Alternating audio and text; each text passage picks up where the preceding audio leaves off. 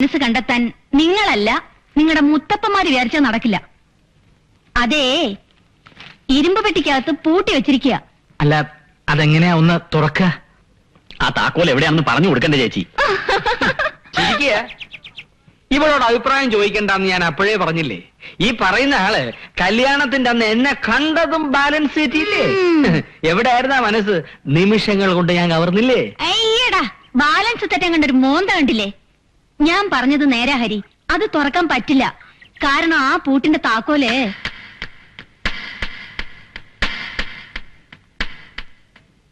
പെണ്ണുങ്ങളുടെ അടുത്ത് തന്നെയാ. കണ്ണനെ രാധികയെ ഇഷ്ടപ്പെടണമെങ്കിൽ രാധികയെ തന്നെ വിചാരിക്കണം. അതിനാ നിന്റെ സഹായം തേടുന്നത്. കണ്ണാ, അവളുമായിട്ട് എങ്ങനെയെങ്കിലും ഒന്ന് അടുത്ത്. അതത്ര എളുപ്പമുള്ള കാര്യമല്ലെന്നേ. പിന്നെന്താ ചേച്ചി ഒരു വഴി?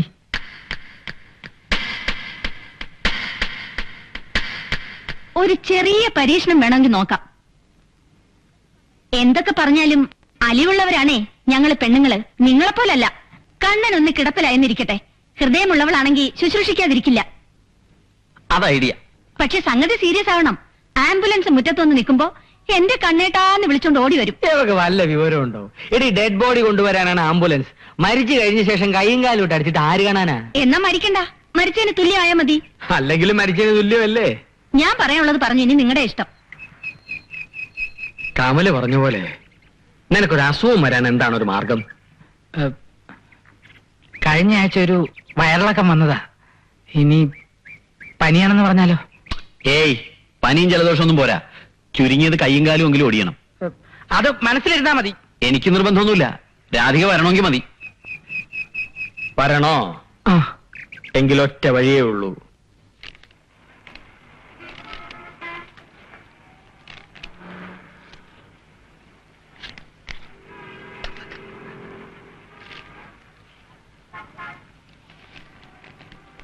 ഇത് സ്ലീപ്പിംഗ് പിൽസ് ആണല്ലോ. പ്രിസ്ക്രിപ്ഷൻ വേണം. പ്രിസ്ക്രിപ്ഷൻ കളഞ്ഞുപോയി. എത്ര എണ്ണം വേണം? 5 എണ്ണം കഴിച്ചാൽ എന്തെങ്കിലും കുഴപ്പമുണ്ടാവോ? 5 എണ്ണോ? ആള് കാഞ്ഞു പോവില്ല ചങ്ങാതി. ഒരു 3 എണ്ണം ആയാലോ? അല്ല, എന്താ നിങ്ങളുടെ ആവശ്യം? മരിക്കരുത്, പക്ഷേ സീരിയസ് ആയി ആശുപത്രി കൊണ്ടുപോകണം. അതിന് എത്ര എണ്ണം കഴിക്കണം?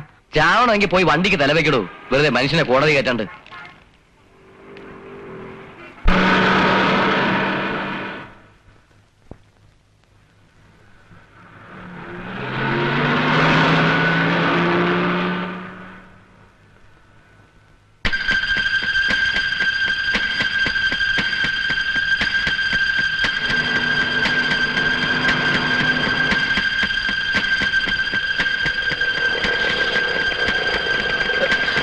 അയ്യോ അയ്യോ, എന്നെ കൊന്നേ, എന്റെ ജീവൻ പോയേ. അയ്യോ, എന്നെ ഇടിച്ചിട്ടു. സൈക്കിൾ. അയ്യോ, ഒരു സോഡ വാങ്ങി ചോദിച്ചിട്ട് പോടോ. മനുഷ്യനെ മെനക്കെടുത്താനായിട്ട്. ഓരോരുത്തരും വന്ന് കേറിക്കോളും ചാവാനായിട്ട്.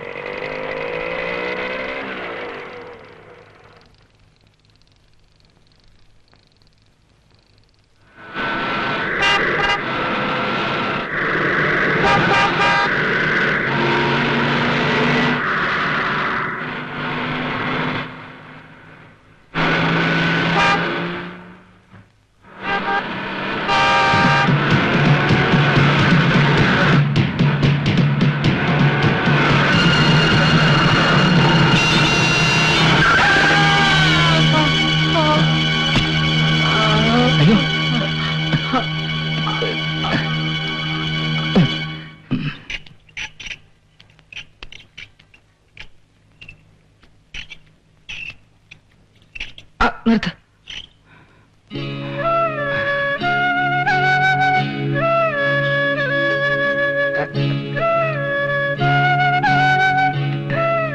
എന്റെ വൈഫാ.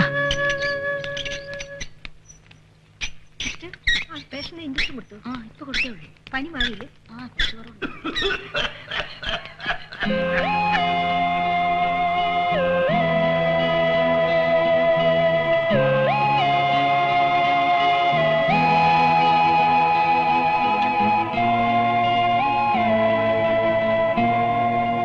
ഇവിടെ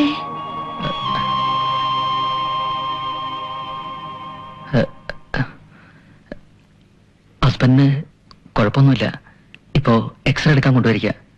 കുറച്ച് സമയമായിരിക്കും. രാധികെ, ഒരു മിനിറ്റ്.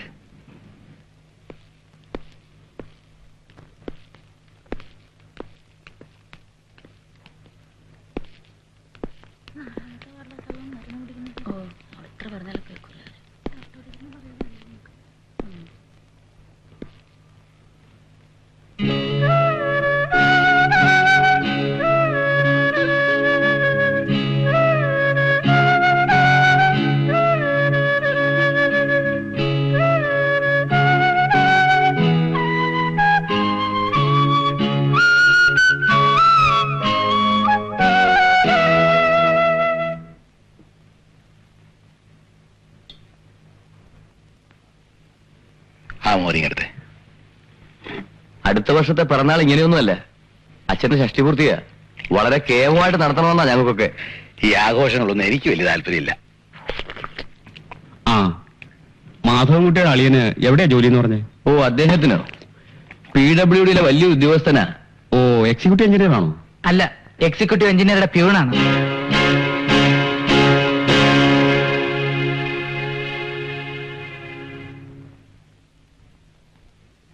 അളിയനും മുരിങ്ങയ്ക്ക് വളരെ ഇഷ്ടമായെന്ന് തോന്നുന്നു. ഇട്ടുകൊടുക്കടി. അളിയോ, പതുക്കെ കഴിച്ചാ മതി, തൊണ്ടേ തങ്ങും. വെറുതെ ഇരിക്കടാ. ഞാനും മുരിങ്ങയ്ക്കൊക്കെ കണ്ടിട്ടുണ്ട്. ഞങ്ങളൊക്കെ മുരിങ്ങയ്ക്ക ചവച്ച് തന്നെയാ തിന്നാറ്. നിങ്ങളെപ്പോലെ വിഴുങ്ങൊന്നുമല്ല. കുറച്ച് നേരായിട്ട് സഹിക്കാണ്.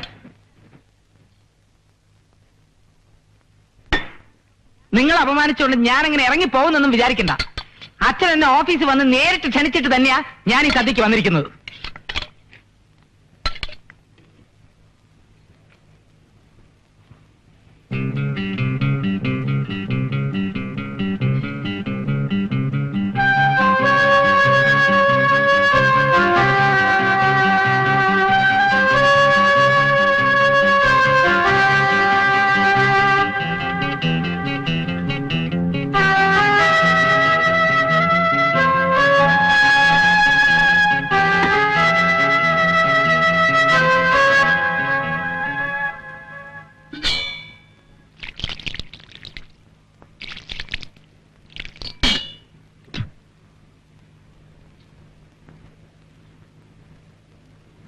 മനുഷ്യന് നാണം കൃത്തം വിഡ്ഢിവേഷം കെട്ടി ഇറങ്ങിയിരിക്കുക.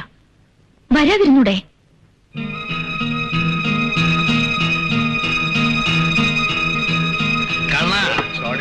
നിന്നെ അപമാനിച്ചത് ഞങ്ങൾ അപമാനിക്കുന്നതിന് തുല്യമാണ്. ഇങ്ങനെ വെറുതെ വിട്ടാ പറ്റില്ല. എന്താ അവന്റെ പേര്? മാധവൻകുട്ടി. ആ, മാധവൻകുട്ടി. അവനോട് ഇപ്പൊ തന്നെ ചോദിക്കണം. മാധവൻകുട്ടി, കുടിച്ചാ വയറ്റി കിടക്കണം. നിനക്ക് എന്റെ ദുഃഖം പറഞ്ഞാ മനസ്സിലാവൂല. അവിടെ ഇരിക്കേ. PWD ഓഫീസിലെ ഒരു പ്യൂണിനെ അപമാനിക്കാൻ എവനാര്? ശപ്പൻ. ദുഃഖം മറക്കാൻ നീ കുടി കണ്ണ. ഇതെന്തായി കാണിക്കുന്നത്? ഹരി, അവൻ 2 വിട്ടാലേ ശരിയാവൂ. പണ്ട് മധു ഒരു സിനിമ പറഞ്ഞ പോലെ, കുടിച്ചാലും മരിക്കും, കുടിച്ചില്ലെങ്കിലും ജീവിക്കും. എന്നാ പിന്നെ കുടിക്കാതിരുന്നൂടെ? കുടിയാ പറ്റി. ഞാൻ കഴിക്കാറില്ല. കുടിക്കണ്ടെങ്കിൽ വേണ്ട. ആ, പച്ച പാവം. കള്ളു കുടിക്കില്ല, സിഗരറ്റ് വലിക്കില്ല, കൈക്കൂലി മേടിക്കില്ല. അങ്ങനെയുള്ളവന്റെ ദുഃഖം എന്റെയും ദുഃഖമാണ്. അത് മറക്കാൻ വേണ്ടി ഞാൻ കുടിക്കും. ഗോവിന്ദേട്ടാ, ഈയിടെയായിട്ട് കുറെ ഓവർ ആവുന്നുണ്ട്. കമലി ചേച്ചി പോവാൻ പറയവളെ. കമലു ചേച്ചി അവളെ ഇടിക്കുക. ആ കണ്ണ, ഞാൻ ഇന്നലെയാണ് നിന്റെ വൈഫിനെ ബസ്സിൽ വെച്ച് കണ്ടത്. ഞാൻ ആദ്യം വിചാരിച്ച് ആണാണെന്ന്. പിന്നെ ഒച്ച കേട്ടപ്പോഴാ മനസ്സിലായത് പെണ്ണല്ലെന്ന്. നിനക്ക് എവിടെ നിന്ന് കിട്ടിയ സാധനത്തിന് അനാവശ്യം പറഞ്ഞാലുണ്ടല്ലോ. കൂട്ടുകാരന്റെ ഭാര്യയെ കുറിച്ചാണോ നീ പോടാ? നായിന്റെ മോനെ. ഇല്ല ഇല്ല ഇല്ല. കണ്ണാ, നീ അവളെ ഇങ്ങനെ പൂജിച്ച് നടന്നിട്ട് എന്താ കാര്യം? നിന്റെ സ്നേഹം അവള് മനസ്സിലാക്കുന്നില്ലെങ്കിലോ? കണ്ണാ, നിനക്ക് അവളെ മറക്കാൻ കഴിയില്ലേ? ഇല്ല. എന്നാ ഇനി ഒരേ ഒരു വഴിയേ ഉള്ളൂ. 18ാമത്തെ അടവ് പൂഴിക്കടകൻ. ശാരീരിക ബന്ധം. അത് വീഴാത്ത ഒരു പെണ്ണുമില്ല. അതിനാദ്യം തന്നെ അവളൊന്ന് അടുക്കണ്ടേ? ഇതാ ഞാൻ പറയുന്നത്. കള്ളു കുടിച്ചാ ബോധം വേണമെന്ന്. ബോധത്തോടുകൂടി തന്നെ പറയുന്നത്. നമ്മൾ ആഗ്രഹിക്കുന്ന ഒരു സാധനം മര്യാദയ്ക്ക് ചോദിക്കും, തന്നില്ലേ തട്ടിപ്പറിക്കും. അതെ, സമയാവുന്നു, എനിക്ക് പോണം. അവിടെ നിൽക്കട. ഗോവിന്ദത്തെ കാര്യം പറ. എന്നാ തെളിച്ച് പറയാൻ ഒറ്റ വഴിയേ ഉള്ളൂ, ബലാത്സംഗം. അമ്മേ, സ്വന്തം ഭാര്യ ബലാത്സംഗം ചെയ്യാനോ? പിന്നെ വല്ലവന്റെയും ഭാര്യയാണോ? ജയിലിൽ പോവാടാ, നീ അവനെ നശിപ്പിക്കും. കണാ, മതം പൊട്ടിയ ആന പോലും തോട്ടി കൊണ്ട് കുത്തിയ അവിടെ നിൽക്കും, പിന്നല്ലേ പെണ്ണ്.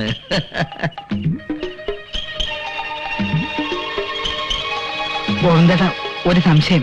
എന്ത് സംശയം വേണേലും ചോദിച്ചോളൂ. ഈ വിഷയത്തിൽ PhD എടുത്തവനാടാ ഈ ഗോവിന്ദൻ. ഇല്ല, സംശയമൊന്നുമില്ല. എന്നാ ചെല്ല്. Wish you all the best. Thanks. ചെല്ല്.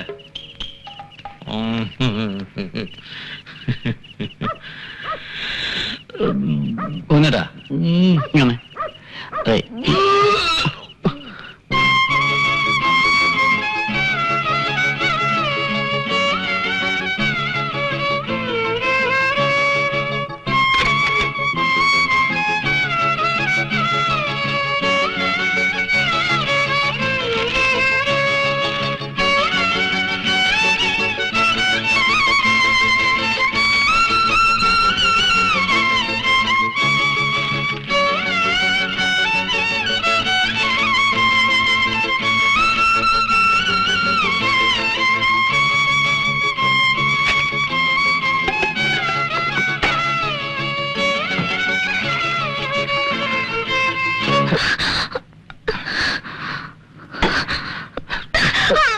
നേരെ ഉച്ചയായോ? ഇല്ല, നേരം വെളുത്തു വരുന്നേ ഉള്ളൂ.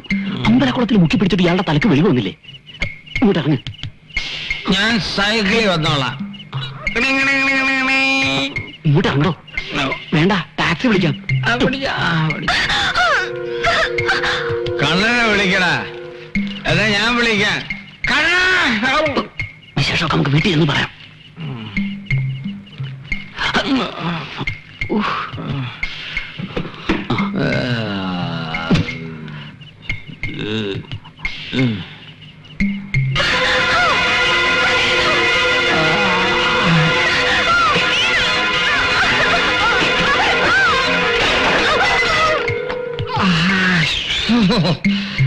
അയ്യോ സമയം. എന്താ എവിടാ? ആ, കണ്ണന്റെ വീടാന്നോ?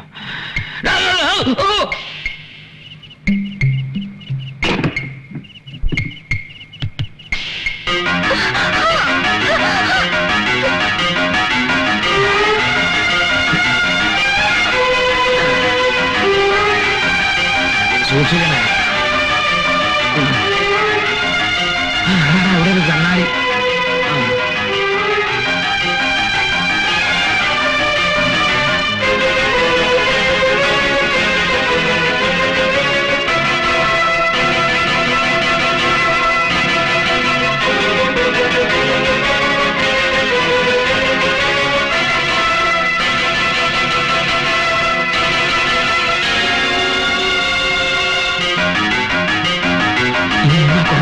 ഇറങ്ങി ഓടിക്കോ.